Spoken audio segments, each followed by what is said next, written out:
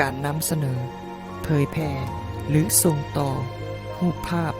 วิดีโอ และสิ่งลามกอนาจารเพราะทานอาจตกเป็นเหยื่อของการกระทำผิดโดยบ่รู้ตัว